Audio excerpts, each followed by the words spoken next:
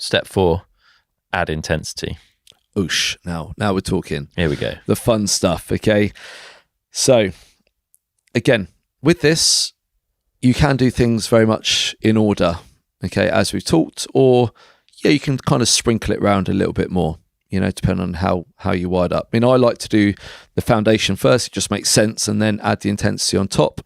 So we'd be talking more in the new year, if we were talking now.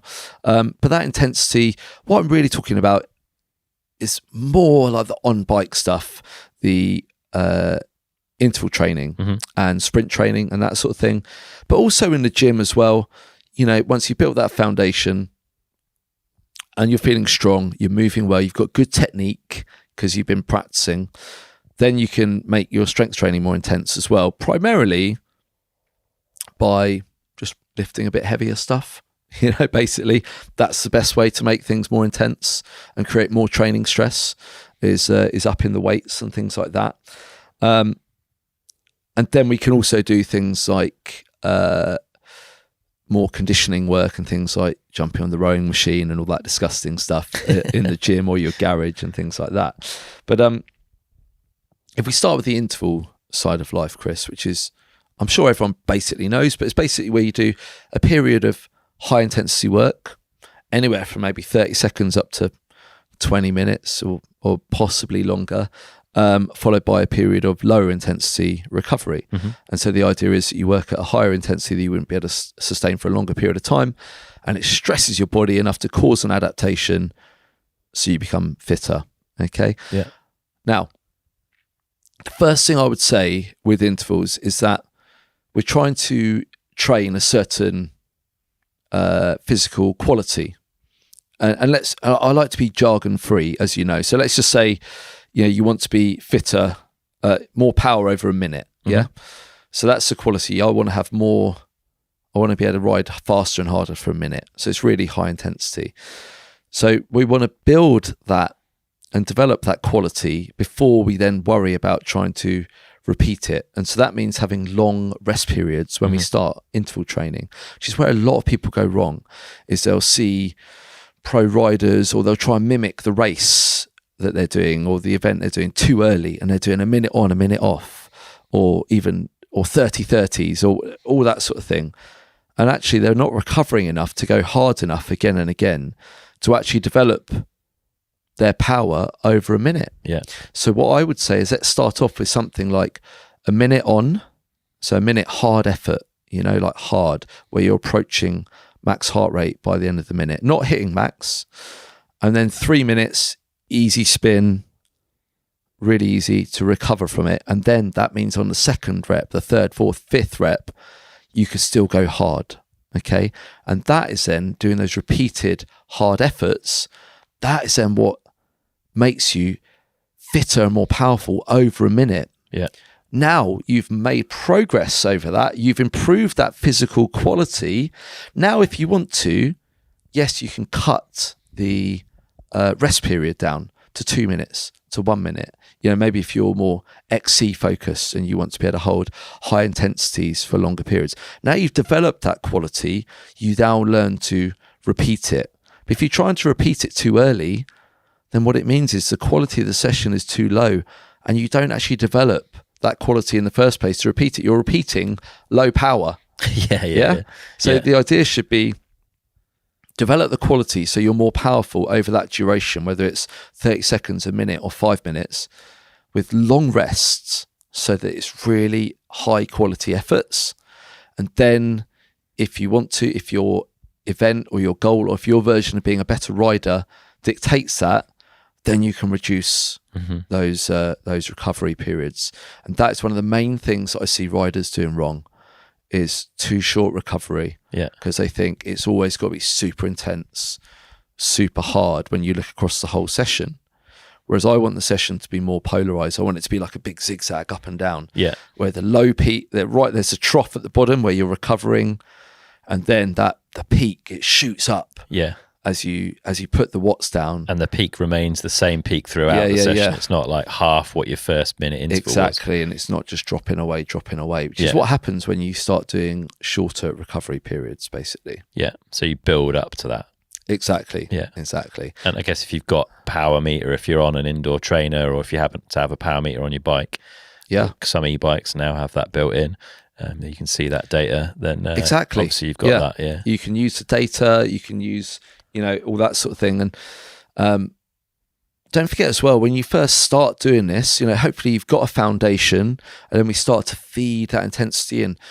The first interval session you do isn't going to be, use that to kind of figure out roughly where you're at. It's going to take a bit of trial and error. Yeah. Am I doing a minute at those 1 minute efforts at 250 or 300 or 350 or 400 watts? Like, what is it? Yeah. Because actually you probably don't really have a clue. And use that first session to feel it out, because training and interval training and intense training is a skill in its own right, Chris, where you get better at it. Pro riders, guess what? They're really good at it. Well, they should be. Yeah. Anyone who was at Lake Placid, the cross-country World Cup on the weekend, are very skilled at pacing and doing high-quality training sessions. Yeah. If you've never done them, or you haven't done any for a year, then you're probably not. Yeah. And I include myself in that. I haven't really done any intervals since about May. I did some before in the run-up to a race. Yeah. I worked hard. I improved my ability at doing them. I improved my power. I felt fit for the race. And now mostly I've just been riding all summer. Mm-hmm. And that's fine. Yeah.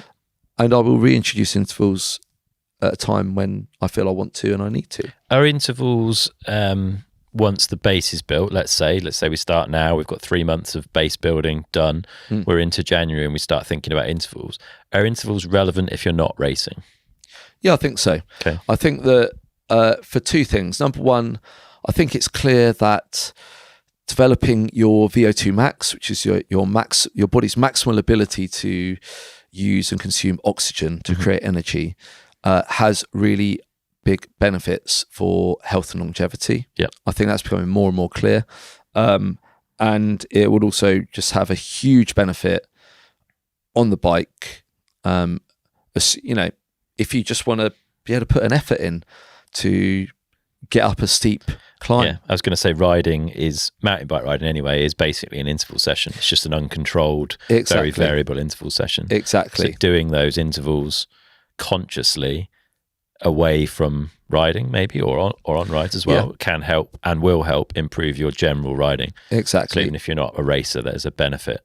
And everything overlaps, so that aerobic work, as I talked about, helps you to develop your VO2 max, which is kind of what you're working on with the intervals, like the intense intervals, and then the reverse is true.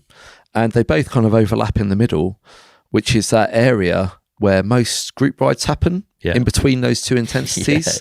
Kind of, if you want to talk about zones, at zone 3 into zone 4, that's where most group rides are happening. And they both overlap. They're like concentric circles to benefit the riding that most people listening probably do on a weekend with their friends, where you're pedaling up a fire road or a technical track or a trail centre, and you're working fairly hard. You're breathing, you're sweating, it's uncomfortable but not a complete beasting. They both overlap that zone to make that ride either a bit easier or a bit faster. Makes sense. Should we move on to step 5? Have we covered enough on intensity? Have we got something? Yeah, I think so. I think the other part of intensity, is that sprinting. Okay. Where I think this is something that people often miss out, especially as they get older, is, especially if you don't race. And even if you do race, I think a lot of people don't really know what it feels like to truly sprint your bike, like the BMX at the Olympics. Yeah, like you see the riders, whether actually all of it, cross country, enduro, and downhill. Like you see those top riders when they truly commit to sprinting their bike. Yeah, it is full commitment, and I don't think most riders do that. Okay, I think on an average ride, maybe they'll put a little, in inverted commas, sprint, maybe to get up to speed into a trail, but it's like a soft sprint mostly. Yeah, it's like a 7 out of 10 sprint. Yeah, not a 10 in out of my 10. opinion, and now I can't speak for everybody, and maybe I'm wrong. It's just a bit of an observation, and then I really think that we all would benefit from doing that work to be more powerful, just to give you that extra little gear, to change speed on the trail. And a sprint has to be in your training, it needs to be maximal. So you basically can't do proper sprint training, I believe, standing sprint training on a turbo trainer with a road bike on it. It'll just twist too much, feels like something's going to snap. You can do it on like a heavy indoor bike, like a watt bike or Concept 2 and all that sort of thing, but really it's best to do it outdoors. You don't even need to go anywhere. You can probably just do it up and down your road, or in a car park or on a fire road. And what I always say to people is, imagine you're getting chased by a tiger. It's all in. It's got to be all in. So make sure you're in a good gear for it, and that your chain's all lined up, and you need to be gentle with your gear changes. You need to wear a helmet, because if you slip a gear or your chain breaks, you're definitely going over the bars, because you're all in. You're full gas. And we probably want to sprint from 5 to 10 seconds. Where you're just trying to rip that bike apart, Chris. And then, like I talked about earlier, the recovery needs to be long. And I'm talking more like 5 minutes now, between a 5 and 10 second sprint, which sounds mental. 5 minutes for 5. But if you want to sprint, do good quality sprints, then that's what your body truly needs to recover from that effort. What's the benefit here from these like super intense short efforts then? Why do you want us to add that in? I think that, number one, it's useful on the trail. I think, for the racer, I think it's more obvious. More watts gives you more potential up a little climb or out the start gate or whatever. It can separate you from other riders for sure. And I think for the everyday rider, I just think it's part of being a well-rounded rider to a certain extent. And also, I'm going to talk more about maybe power training in the gym as well, is that I just think it's a good thing for your body and to be a well-rounded human to do explosive movements where your body moves quickly, which is something that a lot of people don't do after maybe they stop playing sport as a teenager, and you're no longer doing sprints in terms of running. Like you don't maybe run to play football or whatever you were doing before. And so those high intensity efforts, I think, just have a positive effect on your body that I think has a positive effect on day-to-day life, as well as every time you ride, it just gives you that bit more juice